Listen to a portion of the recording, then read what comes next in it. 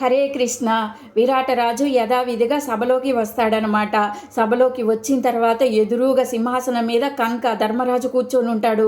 అసలు చూడంగానే విరాటరాజు ఆశ్చర్యపోతాడు. కంక, నువ్వేంటి నా సింహాసనం మీద కూర్చున్నావు? నువ్వు ఆ పక్కనే కదా కూర్చోవలసింది. భీముడు ఏమో అక్కడ ఉంటాడు. అందరూ పాండవులందరూ వచ్చి అక్కడ ఉంటారనమాట. ఉండగానే ఆశ్చర్యపోతాడు. నువ్వేంటి వంటవాడివి ఇక్కడ ఉన్నావు అని అడుగుతాడు. నకుల సహదేవులను అందరిని అడుగుతాడు అనమాట. అడగంగానే ఇంకా అప్పుడు ధర్మరాజు చెప్తాడు, మేమెవరమో తెలుసా అని అంటాడు. నేనే ధర్మరాజుని, యుధిష్ఠిరుడిని అని అంటాడు. అనగానే విరాటరాజు ఆశ్చర్యపోతాడు. అదేలాగా మీరు ధర్మరాజు అని అంటున్నారంటే అప్పుడు ధర్మరాజు చెప్తాడు, మేము మీ రాజ్యంలో సంవత్సరం పాటు అజ్ఞాతవాసం కోసం వచ్చాము అని చెప్తాడు. చెప్పంగానే విరాటరాజు షాక్ అనమాట.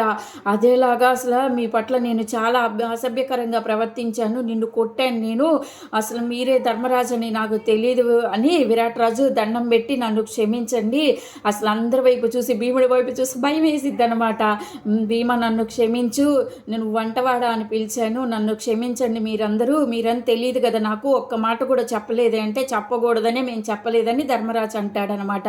అనగానే ఇంకా విరాటరాజు అంటాడు, సరే మీ పట్ల నేను చాలా తప్పు చేశాను, సరిదిద్దుకునే అవకాశాన్ని ఒక 5 నిమిషాలు నాకు ఇవ్వండి, ఇప్పుడే వస్తానని చెప్పి ఏం చేస్తాడనుకున్నా, ఇంకా అప్పుడు మళ్ళీ వెనక్కి తిరిగి వచ్చి మీరందరూ ఉన్నారు, తల్లి ద్రౌపది ఏదని అడుగుతాడు. అడగంగానే సుదేష్ణాదేవి ఆయన పక్క నుంచి నడుచుకుంటా వస్తుంది విరాటరాజు పక్క నుంచి. విరాటరాజు షాక్ అనమాట. సైరేంద్రి కదా ద్రౌపది చూసి, అమ్మో సైరేంద్రినా ద్రౌపది, నేను ఎంత తప్పు చేశాను, అసలు సుదేష్ణాదేవి అయితే ఇంకా భయపడిపోయింది.